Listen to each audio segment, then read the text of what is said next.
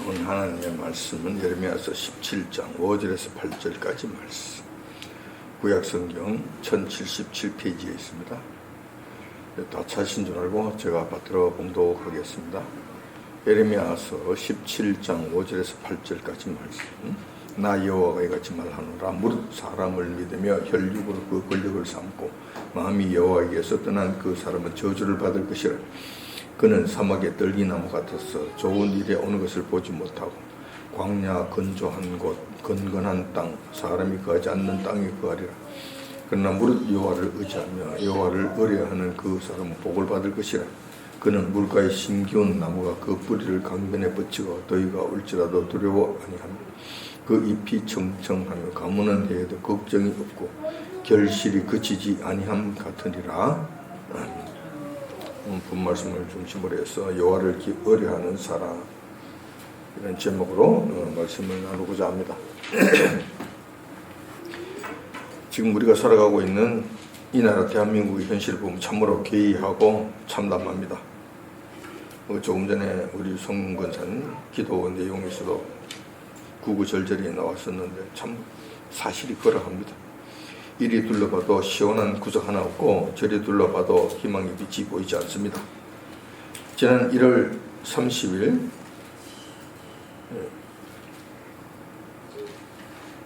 부산 세계로교회 손윤보 목사님이 집행유예를 풀려나고 또 비슷한 때에 사랑제일교회 정광훈 목사님이 석방되셨습니다. 얼마나 다양한 일인지 모르겠습니다.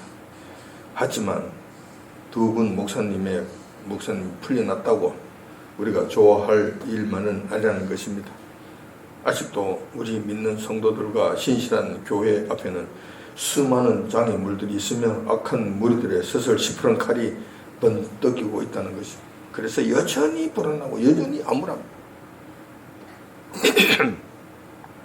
지금도 이재명 정권과 부정선거로 당선된 가짜 민주당 국회의원들이 앞장서서 종교단체 해산법이라는 이 이상한 핵의 멍청한 법을 발의하고 입법 예고 기간을 거쳐 실행 단계까지 다가왔습니다. 아마 국회에서는 무난하게 통과될 것입니다. 왜냐하면 그들이 한 짓이니 통과할 것입니다. 그들 계획대로라면 오는 7월부터 시행한다고 합니다. 이렇게 되면은 교회는 이재명 정권에 의해 자유함을 잃게 됩니다. 포로의 신세가 될 것입니다. 이재명의 뜻을 거슬리는 교회와 성도들은 숨쉬기조차 힘들게 될 것입니다. 당연히 교계 지도자들의 입에는 자갈이 물리게 되고 복음을 함부로 전할 수 없는 참담한 신세, 참담한 상황이 이어질 것이라는 것입니다. 이 앞으로 곧 일어날 일이에요. 먼 훗날의 이야기 아니고 남의 이야기 아니고 지금 우리에게 닥친 지금 진행 중에 있는 이 상황이라는 겁니다. 이런 일들이 일어날 것이라는 사실은 벌써 10여 년 전부터 알만한 성도들이라면 모두 알고 있었습니다. 지금 현재 이런 상황이 될 거라는 것, 이런 험악한 일들이 일어날 거라는 것은 우리가 아마 10년 전부터 알았다는, 10년 전부터 눈치를 챘다는 거예요. 다시 말해서 박근혜 대통령께서 부당하게 탄핵당하시고 억울하게 감옥에 갇혔을 때 벌써 충분히 짐작을 했다는 거예요. 아, 나라가 뒤집어지는 거구나. 아, 이제는 공의가 땅바닥에 내동댕이 쳐지는구나. 교회는 이제 더 이상 설 자리를 잃게 되겠구나. 짐작을 했다는 거예요. 그래서 수많은 믿음의 사람들이 일어나 광화문으로 시청으로 몰려가 악한 무리들의 부당한 사실들을 폭로하면서 나라가 바로 세워지기를 불철주야 외쳤던 것입니다. 또 하나, 다른 한편으로는 신실한 믿음의 사람들이 여호와 하나님 앞에 나와서 나라를 살려달라고, 또한 하나님의 교회와 백성들을 악한 무리로부터 구원해달라고 부르짖는 일들을 해왔다는 거예요. 10여 년간 해왔다. 10여 년간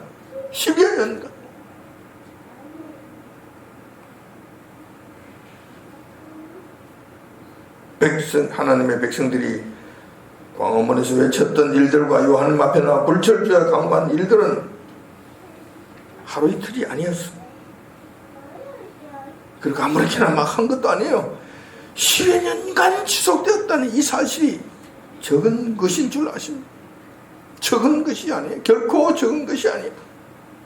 그럼에도 불구하고 이 나라 대한민국의 상황은 좋아지기는커녕 지금 우리가 보는 바와 같이 더욱더 깊은 수렁으로 들어가는 것 같은 모습을 보이고 있다는 것입니다.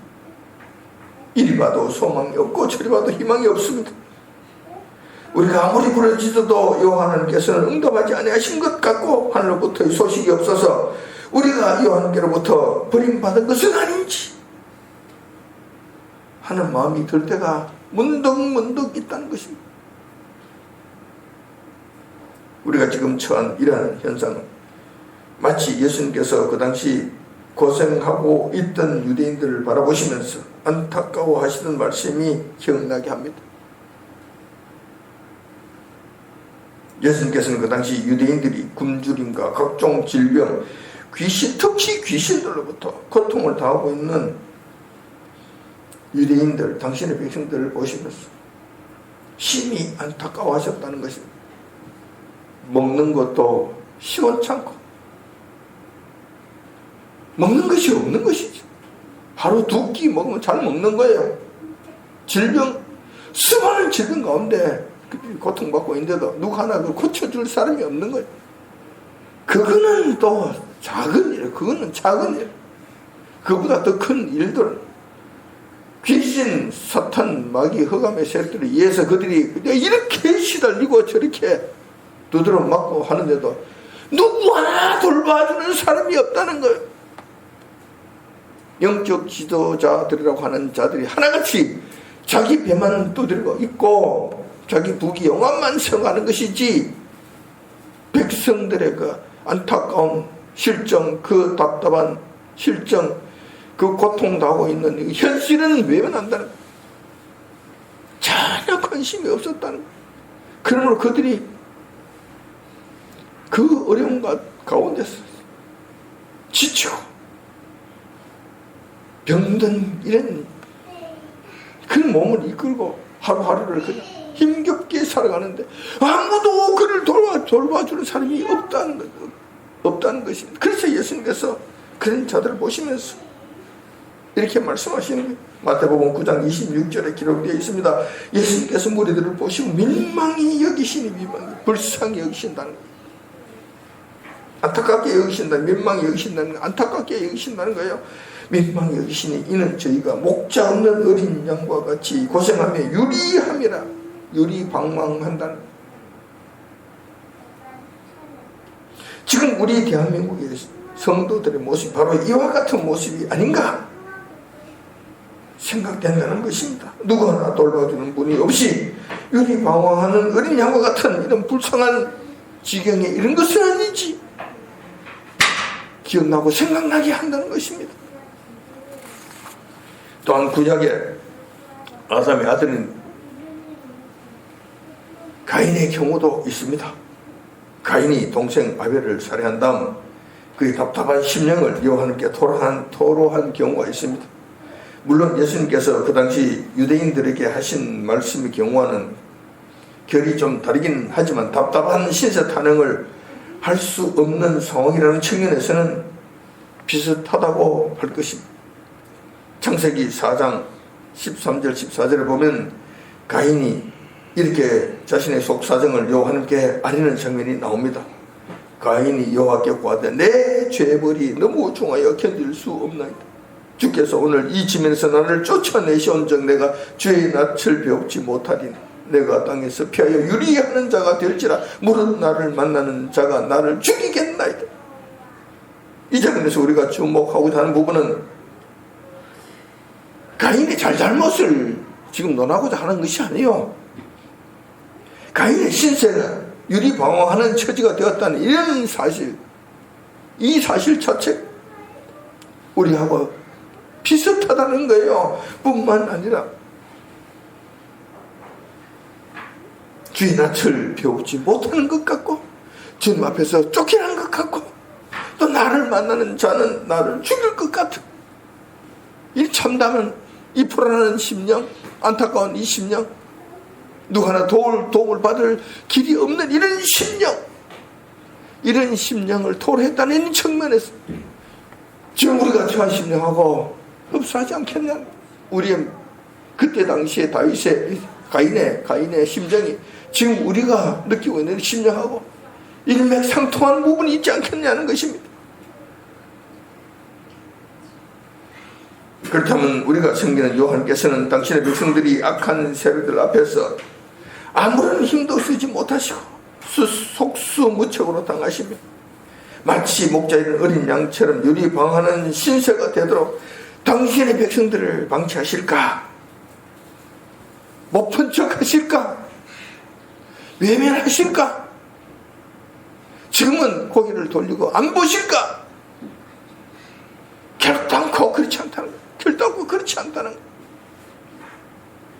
고린도전서 10장 13절에 보면 이렇게 기록되어 있습니다. 사람이 감당할 시험 밖에는 너희에게 당할 것이 없나니 오직 하나님의 미쁘사 너희가 감당치 못할 시험 당함을 허락지 아니하시고 시험 당할 즈음에 또한 피할 길을 내사 너희로 능히 감당하게 하시느니라 라고 분명하게 약속하신 바 있으십니다. 따라서 지금 우리가 당하고 있는 이 고난은 우리의 죄악으로 말미암아 여호와 하나님께서 이 제명이라고 하는 인간을 채찍으로 들으셔서 교회를 두드리시고 시험하시고 흔드는 과정이 있으시다는 것입니다. 하지만 결단코 여호와 하나님께서는 당신의 백성들의 고통을 외면하시거나 떠나신 적은 없으시다는 것입니다.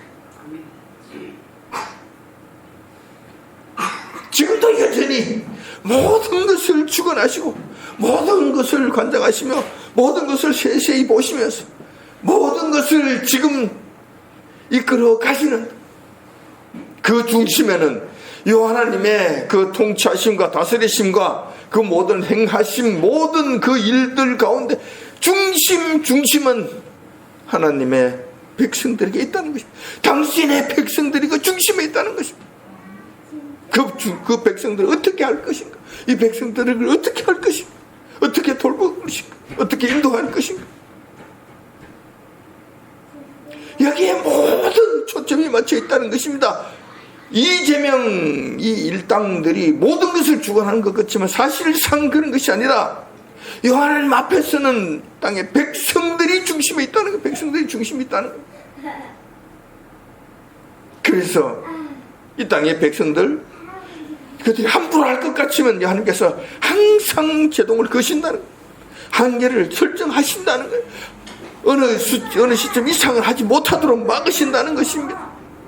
그리고 그 과정에서 당신의 백성들 너무 힘들어 하신다면 이거 도무지 이거는 못 견디겠네, 이건 이길 수 없겠네 싶으면 하나님께서 피할 길을 열어주셔서 다 피하게 하신다는 거예요.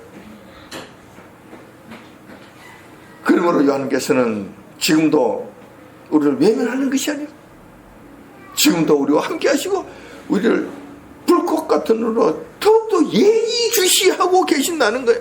우리가 힘들고 어려운 가운데 있을 때, 우리가 고난 가운데 그냥 헤매고 있을 때, 정말 절대절명의 순간, 이런 순간 이르면 이를수록 하나님께서는 더욱 더 세심하게 돌보고 계신다는 거예요.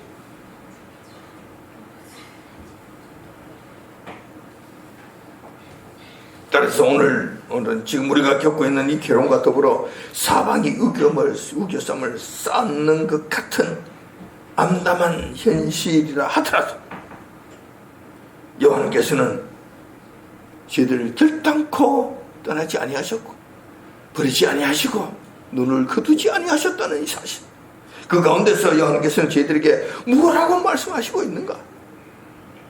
여호와의 택하신 자녀들에게는 어떤 식으로 피할 길을 마련해 주시는지, 이런 문제에 대해서 한번 말씀을 나누고자 합니다.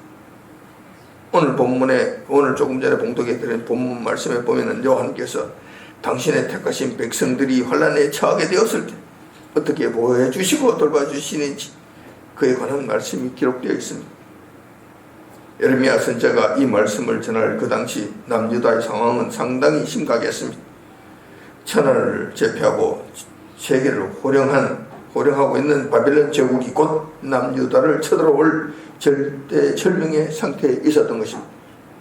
나라가 풍경동화 같은 위급한 상태임에도 나라를 다스리는 권력자들은 부패하여서 자신들의 이익을 챙기는 데 정신이 없었고, 종교 지도자들은 바른 말씀을 전하는 참 선지자들을 오히려 박해하는 데 열을 올렸습니다. 이 종교 지도자들이 당신의 백성들, 영적으로 의뢰할 수밖에 없는 당신의 백성들을, 그들에게 맡긴 하나님의 자녀들을 돌보기는커녕 그들을 쥐어짜는 일에 말도하고 있었다는 거예요.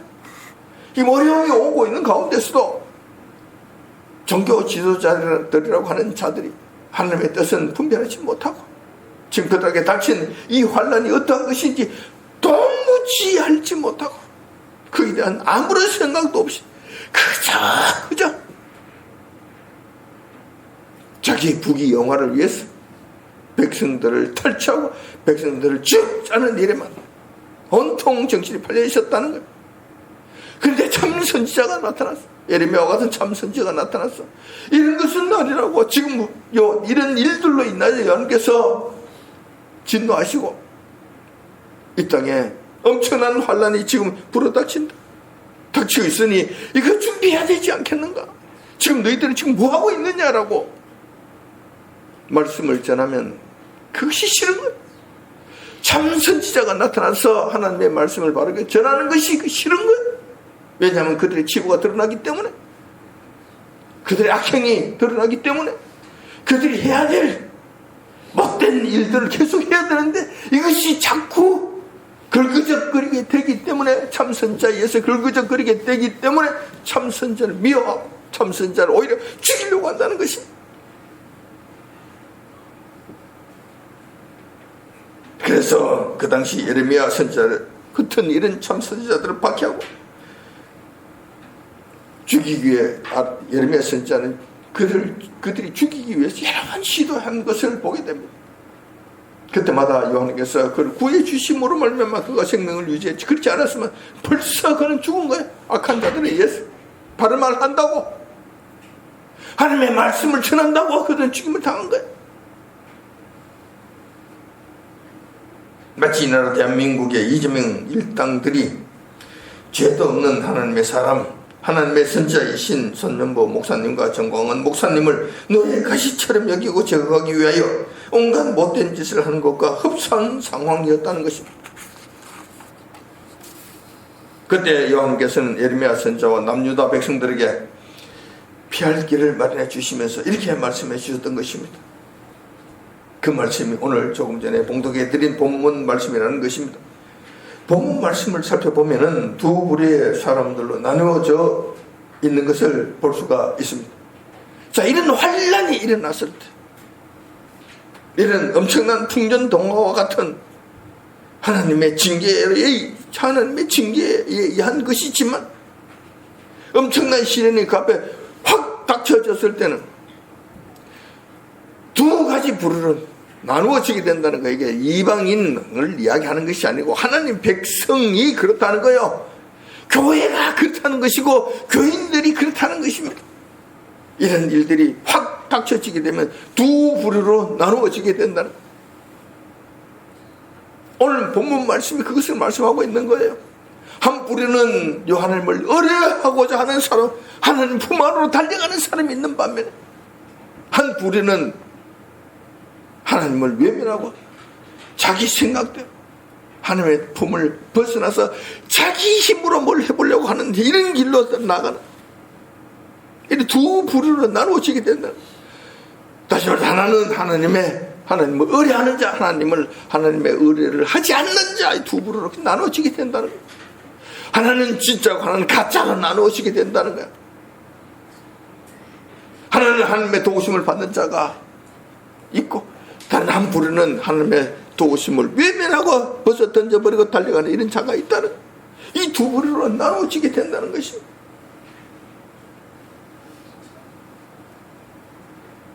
그래서 이걸 두 부류로 나누어서 지금 요한께서 이 본문 말씀이 지금 말씀하고 있는 거예요. 자, 하나님을 의뢰하지 않으면 어떻게 될 것인가? 어떤 그런 자들은 어떤 자들인가? 무슨 짓을 할 것인가? 무슨 짓을 하는 것인가? 그들 결국 어떻게 될 것인가? 반면에 하나님을 의뢰하고 그 품 안에 들어가는 자들은 어떤 자들인가? 그들 결과는 어떻게 될 것인가? 그래서 이 두 부류가 있는데 앞으로 이런 일들이 일어날 것이다. 바벨론을 하는 이 거대한 제국이 쳐들어와서 너희들 거기 엄청난 시련을 갖다 주게 될 것인데, 자, 곧 이런 일들이 일어나게 될 것이다. 그러면 두 부류로 갈라질 거다. 너희들이 하나는 이러한 부류들이고 하나는 이런 부류들, 이런 인간들 이런 특징을 가지고 있고 이런 결과가 이루어지게 될 것이다. 이런 짓을 하다가 이런 결과가 이루어지게 될 것이다. 죽는다.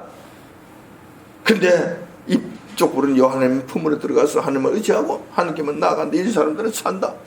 이렇게 두 가지로 나눠지게 될 것이다. 그럴 때 너희들은 무엇을 선택해야 될 것인가? 잘 판단하고 선택해라. 미리 가르쳐 주시는 거예요. 미리 가르쳐 주시는 거예요.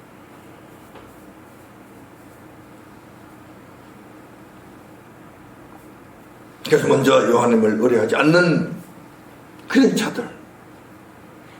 자들부터 먼저 말씀하고 계십니다. 그래서 순서대로 한번 보고자 합니다. 그럼 먼저 하나님을 의뢰하지 않는 자, 이들의 경우는 어떤 경우인가?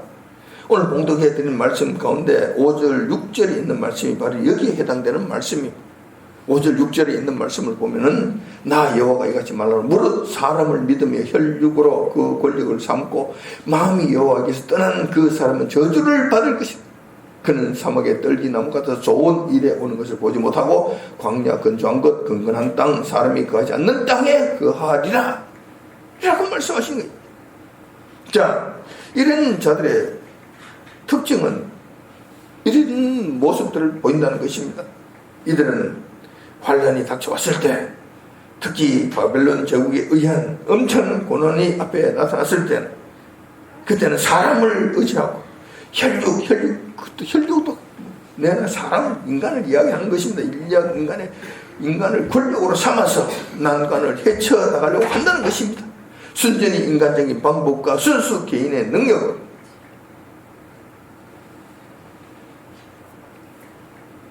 다가오는 문제를 해결을 하려고 한다는 것입니다. 이런 자들의 특징은 그 사람은 독립심이 강하네, 자립심이 강하네, 폐를 끼치지 않으려고 하는 그런 마음이 참 기특하네 라고 생각할지 모르겠습니다. 그러나 그게 아니에요. 이런 하나님께서 지금 말씀하시는 거예요. 이런 인간들은 어떤 심령을 가지고 있는 자들이냐, 어떤 마음이 그 가운데 도사리고 있느냐, 그 마음의 심령부터 지금 여호와께서 그들을 들추어 주시는 거예요. 그 마음 상태가 어떤 것인지를 하나님께서 말씀하시는 거예요. 이런 자들은 그들의 마음이 하나님에서 떠나 있다는 것입니다. 떠나 있다는 거예요. 그래서 하나님의 택한 백성이라 하면서도 어려움이 나타났을 때는 그 어려움 가운데서도 결단코 하나님의 이름을 부르지 않으며 더 나아가서 전능하신 하나님께 도우심을 강구하지도 않는다는 것입니다. 하나님께로부터 떠나가 버렸다는 거예요. 입술로는 주여 할지 모르겠습니다만은 그 마음에서는 평소부터 마음을 떠나가 버린 거예요. 그러니 어려움이 닥쳤을 때 주의 이름을 부를 생각조차 못한다는, 그 마음조차 가지지 못한다는 거예요. 이런 자들에 대해서 하나님께서는 굉장히 싫어하십니다. 굉장히 불쾌하신다는 것입니다. 그들이 자립심이 있어서 그런 것이 아니라 평소부터 그 마음이 타락했고 하나님께로부터 마음이 멀어진 거야. 멀어진 거라고. 오늘 그렇잖아요. 5절 17장 5절에 보면 하반절에 그렇게 있잖아요. 마음이 하나님께서 떠났다는 거예요. 마음이. 그런 사람들은 하나님께 저주를 받을 수밖에 없다는 거예요. 하나님을 의뢰할 마음이 도무지 없다는 것이죠. 이런 자들에게 하나님께서는 한마디로 저주를 받을 것이라고 선언하셨다는 것입니다. 하나님께로부터 저주를 받게 되면 곧 닥칠 환난, 곧 다시 말해서 바벨론 제국이 쳐들어오게 되었을 때 하나님의 도우심을 전혀 받지 못하게 된다는 것입니다. 도움을 받지 못할 뿐만 아니라 자기들 힘으로 자기 능력으로 어찌 해본다고 한들 바벨론 제국을 이길 수 있겠는가? 막을 수 있겠는가? 견딜 수 있겠는가? 불가능하잖아요. 불가능하죠. 안 되잖아요. 뿐만 아니라 오히려 요한께로부터 저주를 받게 됨으로 말미암아 받지 않아도 될 환난까지 죽으러 받게 된다는 것입니다. 이런 상태는 우리가 쉽게 말할 것이 아닙니다. 그 환난 뭐 받으면 되지 이렇게 이야기할 것이 아니라는 것입니다. 이런 하나님께서 허용하신 이 환난 속에 빠지게 될 것 같으면 우리가 상상을 초월한 엄청난 고난과 두려움과 고통을 통과하게 된다는 것입니다. 통과하게 된다는 것입니다.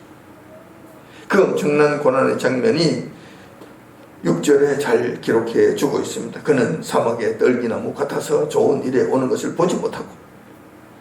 사막의 떨기나무가 꼬라지가 어떻게 되겠습니까? 물이 있습니까? 그게 뭐 빛이 있습니까? 황량한 곳에서 맨날 바람이 뱅뱅 불고 낮에는 뜨고 죽을 지경, 밤에는 추워 죽을 지경. 이런 가운데 겨우 죽지 못해서 목숨을 부지하고 있는 것이 떨기나무예요. 사막의 떨기나무라는 거예요. 이 모습 같은 이런 모습이 된다는 거예요. 그래서 좋은 일에 오는 것을 보지 못하고 광야 건조한 곳 건건한 땅 사람이 거하지 않는 땅에 거하리라. 이 말씀 한마디로 말해서 큰 환난 앞에 두고서 하나님을 의뢰하지 아니하고 그 마음이 하나님을 떠난 자들은 바벨론이 쳐들어왔을 때 죽임을 당하든지 아니면 포로로 끌려가서 불모지 사람이 살 수 없는 건건한 곳 사막의 땅 사람이 살 수 없는 그런 땅에 던져지게 된다는 거기서 한번 살아봐라. 그런데 요한의 품에서 떠났기 때문에 악한 무리들은 보호 장막이 하나 없는 그 유대인들 하나님 품을 떠난 그런 자들은 그 보호자가 없잖아요. 마음껏 요리하는 것이지 목적 없는 어린 양이니까 그냥 마음대로 유린할 수 있는 거예요. 마음대로 할 수 있는 거예요. 전혀 문제가 되지 않는 거예요. 거기에서 많은 사람들이 죽임을 당하게 되죠. 고통을 당하게 되죠. 근데 거기에서 겨우 빠져나온 사람들이 있어요. 거기에서 겨우 살아나는 사람들이 있다. 그 사람들은 전부 다 붙잡아다가 끌고 가서 자기 땅, 유대 땅, 자기 살고 있는 고향이 아니라 바벨론 지역의 그 광야, 그냥 사막, 흑흑벌판, 근데 갖다 던져버린다는 거예요. 거기서 니 살든지 말든지 한번 살아오라고 던져버린다는 거예요. 황무지 같은 그곳에 던져놨으니 그거 개간해서 살아봐. 개간해서 땅을 옥토로 만들면 좋고 거기서 죽으면 그뿐이고. 근데 그들이 그러니까 이제 거기 갔으니까 이제 살면 안 되겠나? 아니죠. 가기 전에 한번 쳐들어왔을 때 그는 만신창이가 돼요. 끌려갈 때 반 죽습니다. 힘은 없고 상처투성이고 그렇게 끌려가는 거예요. 그게 현장이 같아 내 뿔에 던져버렸을 때는 그들은 그냥 거의 반송장 상태가 되는 거예요. 반송장 상태. 거기서 누구 하나 돌볼 것도 없고 물 하나 제대로 찾을 것도 없고 먹을 것 하나 없는 그 황량한 그곳에 살아봐. 땅을 일구며 한번 살아봐. 제가 지금 이걸 말씀하시는 거예요. 하나님의 보호하심을 전혀 받지 못한다는 거예요. 하나님의 돌보심을 전혀 기대할 수 없다는 거예요. 왜냐하면 그들이 싫어했잖아. 그들이 마음에서부터 하나님을 떠나버렸잖아. 그 결과 자초한 일이 이렇게 된다는 거예요. 반면에 두 번째로 똑같은 환련 가운데서도 요한만을 의뢰하는 자는 어떻게 될 것인가? 어떻게 되는 것인가? 그들에 대한 말씀은 조금 전에 봉독해 드렸던 예레미야서 17절, 7절, 8절에 잘 기록해 두고 있습니다. 7절, 8절에 잘 기록되어 있습니다. 완전히 반대요. 여기는 완전히 낙원이야. 여기는 천국의 천원, 천국. 저 위에는 지옥이라고 한다면 여기는 천국이에요. 7절, 8절 보면은 그러나 무릇 여호와를 의지하며 여호와를 의뢰하는 그 사람은 복을 받을 것이다. 그는 물가에 심겨놓은 나무가 그 뿌리를 강변에 뻗치고 더위가 올지라도 못 두려워 아니하며 그 잎이 청청하며 가무는 해도 걱정이 없고 결실이 그치지 아니하면 같으리라 말씀하시고 있는 거예요. 우선 같은 환난 가운데서도 요한만 의지하는 자는 한마디로 말했어. 그 환난 가운데서도 복을 받는다는 것입니다. 복을 받는다는 거예요. 어떻게 복을 받느냐, 어떤 복을 받느냐 하는 부분은 방금 봉독했던 8절이 그 말씀이잖아요. 그런 자들은 물가에 심은 나무와 같이 어떤 어려움이나 환난이 온다 하더라도 두려워하지 않는다는 것입니다. 비록 바벨론 제국이라고 하는 무시무시한 제국이 휩쓸고 지나간다 하더라도 천하의 바벨론 느부갓네살 왕보다도 훨씬 더 크시고 바벨론 느부갓네살 왕을 친히 틀어쥐고 그를 움직이시고 다스리시는 망관의 요한께서 친히 그들을 돌봐주실 것이기 때문에 걱정할 일이 없다는 것입니다. 뿐만 아니라 요한만을 의뢰하는 자는 절대로 요한께서 실망시키지 아니하신다는 거예요. 그리고 복을 주신다고 말씀하시는 거예요. 저주를 받을 것이 아니라 복을 주신다는 것입니다. 환난 가운데서도 두려워하는 것이 없는 것 외에도 오히려 잎이 청청하고 비록 가뭄이 온다 하더라도 많은 열매를 맺는 엄청난 축복 속에 들어간다는 것입니다. 이 말씀은 우리로 하여금 시편 1편을 기억나게 하는 그런 말씀이라는 거예요. 시편 1편에 있는 말씀하고 같은 거예요. 복 있는 자의 복 있는 자. 이런 요한의 축복의 말씀은 이어진 이스라엘의 역사를 통해서 완전하게 이루어진 것을 확인할 수 있습니다. 말씀대로 이루어졌냐고 이루어졌습니다. 바벨론이 쳐들어왔을 때 요한을 의뢰하지 아니하는 자들이 있었죠. 그들의 권력자, 다스리는 자들과 종교 지도자들 하나님 의지하지 않았습니다. 하나님을 오히려 싫어했다니. 그래서 자기들이 그냥 우리 힘으로 애굽의 힘을 빌려서 막 우리가 뭐 방벽을 쌓았어. 막 우리 지키면 이렇게 해서 우리가 이길 수 있을 것이다. 요한께서 우리 편이 되시니까 입술로만 그러면서 우리는 싸우자. 우리 싸우면 이긴다. 이 난리를 친 거예요. 결과가 어떻게 됐습니까? 하나님 의지하지 않았죠. 다들 비참한 신세가 되었습니다. 그들은 다 죽임을 당하든지 고통 가운데 끌려서 바벨론으로 끌려가 내던져지는 걸 보게 되잖아요. 그렇게 된 거예요. 그때 마지막 왕 시드기야 왕은 자기 아들하고 자기 본인까지 끌려가서 느부갓네살 왕의 앞에 무릎 꿇게 되죠. 그게 끌려가서 무릎 꿇게 되잖아요. 그래서 시드기야 그가 보는 가운데 그 아들들이 전부 다 죽임을 당합니다. 전부 다 쳐죽. 자기 눈으로 쳐 죽이고 난 다음에 네 볼 거 다 봤잖아. 이제 더 이상 너 볼 거 뭐 있어? 세상 시드기야 너 그동안 잘 먹고 잘 살았지. 이제 볼 거 다 봤으니까 이제 더 볼 일 없잖아. 그러니까 이제 보지 마. 볼 거 세상 볼 거 없어. 그리고 눈을 다 빼버린 눈을 다 빼버린. 결국 끌려가는 거. 끌려가다가 아마 죽었을 것 같아요. 그 이상 그 이유는 성경에서 말씀하지 않아요. 보면은 아마 끌려가다가 그럼 죽었을 것이다. 눈이 2개 빠졌는데 그 누가 치료를 해주겠습니까? 치료가 되겠냐고. 골만 곰고 터지고 난리가 났어. 이것으로 말미암아 그가 아마 비참하게 죽음을 당했을 거예요. 전부 다 이렇게 됐다니까 마음이. 하나님께서부터 떠난 이런 자들 하나님을 의지하지 아니하고 인간을 의지하고 혈육을 의지하다가 이런 참사를 당했다는 것입니다. 반면에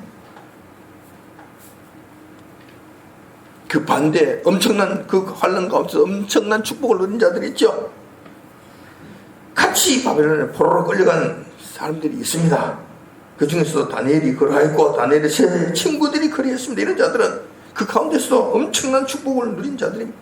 하나님의 보호하시면 말할 것도 없고 이들은 비록 바벨론 포로라고 하는 엄청난 환난 가운데서도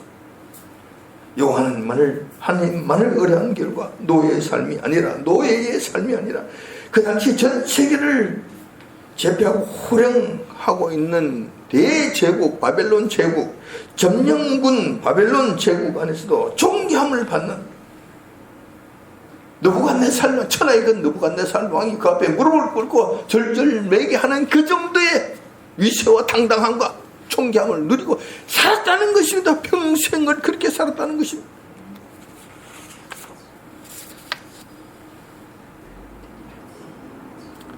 어떤 환란이 들여다 좋은다 하더라도 전능하신 여호와만을 의지하면 넉넉하게 극복할 수 있고, 오히려 환란 가운데서도 아무런 두려움 없이 평안과 기쁨을 누릴 수 있다는 사실을 누구보다도 잘 알고 있었던 사람이 있었습니다. 그것은 바로 구약의 다윗이었습니다. 다윗은 일생의 삶을 통해 이러한 사실을 직접 수도 없이 경험했습니다. 그래서 다윗의 고백은 우리로 하여금 많은 도전을 주게 합니다. 시편 18편 1절 2절을 보면 이렇게 기록되어 있습니다. 나의 힘이 되신 여호와여, 내가 주를 사랑하나이다. 여호와는 나의 반석이시오, 나의 요새시오, 나를 건지시는 자시오, 나의 하나님이시오, 나의 피할 바위시오, 나의 방패시오, 나의 구원의 뿌리시오, 나의 산성이시로다 라고 노래하고 있습니다. 그 외에도 다윗은 기회만 되면 여호와께서 나의 의뢰하실 자라고, 나의 의뢰하실 피난처라고 고백하는 장면이 여러 곳에서 나옵니다. 시편 23편의 말씀도 같은 맥락의 말씀이잖아요. 여호와는 나의 목자시니 내게 부족함이 없으시로다. 이런 고백을 했다는 것입니다. 이것은 그냥 고백이 아니라 그가 경험을 통해서 나타난 신앙의 고백이었다는 것입니다. 고라 자손의 시편에서도 다윗과 같은 고백을 하는 것을 볼 수 있습니다. 시편 46편 1절에 보면 하나님은 우리의 피난처시오, 힘이시니 환난 중에 만날 큰 도움이시라 라고 노래하는 것을 볼 수 있습니다. 그 외에도 구약에서 가장 큰 선지자 중에 한 사람인 엘리야 선지자의 경우에도 우리가 이런 사실을 찾아볼 수 있습니다. 북이스라엘 아합 왕과 이세벨이 그가 못한 일들을 행할 때 하나님의 명령으로 3년 6개월 동안 비가 내리지 않는다는 이 선언을 하게 됩니다. 자, 이 선언을 하게 되자 아합 왕과 이세벨이 그를 미워한 나머지 그를 죽이려고 덤볐다. 죽을 뻔했죠. 죽을 뻔했죠. 그 죽이려고 찾는 자는 엘리야라고 하는 이 인간을 찾는 자는 무조건 전부 다 친구해라. 내가 잡아서 반드시 내가 죽일 것이다. 이 지경에 이르게 된 거예요. 참 이때도 절대절명의 상황이 됐죠. 그때 하나님께서는 여러분들이 잘 아시는 바와 같이 엘리야 선지자를 그리 시내가로 데려가시고 그것을 숨기시고 3년 반 오랫동안 가마귀를 통해 넉넉하게 먹을 것을 공급해 주셨다는 것입니다. 그 3년 반 동안 그 가뭄 가운데서 그 먹을 것이 없는 흉년 중에 흉년 가운데서도 그는 아무런 걱정 없이 마실 것과 먹을 것 걱정 없이 살았다는 거예요. 뿐만 아니라 하나님께서 친히 숨겨주심으로 말미암아 아합의 위협 가운데서도 아무런 염려 없이 그렇게 지냈다는 것입니다. 이런 사례들은 성경 전체를 살펴보면 수도 없이 많습니다. 문제는 현재 이 나라 대한민국에서 살아가야 하는 우리들의 문제입니다. 우리에게 닥친 이 문제라는 것입니다. 이재명과 그 일당들이 평소 눈에 가시처럼 여기던 교회와 교인들을 손벌리고 적정하고 있는데 특별히 종교단체 해산법까지 발의해놓고 오는 7월부터 시행하겠다고 빌르고 있으니 이 일을 어찌해야 되느냐는 것입니다. 구약의 성경에서 일어난 그 일들은 그때 일이니까 참 은혜가 됩니다.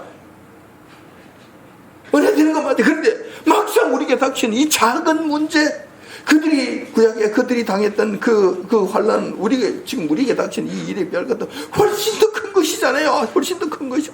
우리는 지금 작은 것이 우리에게 닥쳐온다 하더라도 이것은 우리에게 지금 닥친 현실적인 문제고 옛날의 일이란 말이에요. 은혜는 되는데 지금 당장 우리에게 닥친 이 문제에 대해서는 우리가 어떻게 극복해 나가야 될 것인가? 이걸 어떻게 해야 될 것인가? 이것이 현실적인 문제를 우리에게 닥쳐왔다는 것, 이게 더 중요하다는 것입니다.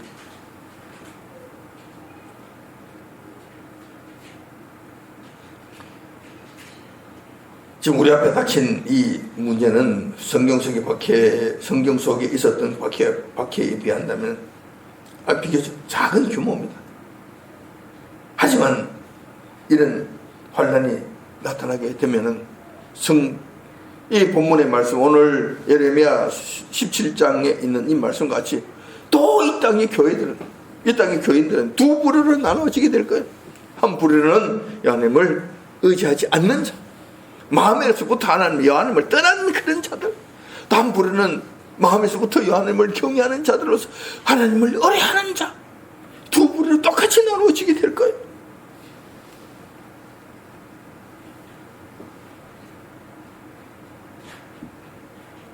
한 부류는 하나님을 의뢰하지 않습니다. 이들은 마음이 벌써 하나님께로부터 떠난 자들이기 때문에 그렇습니다.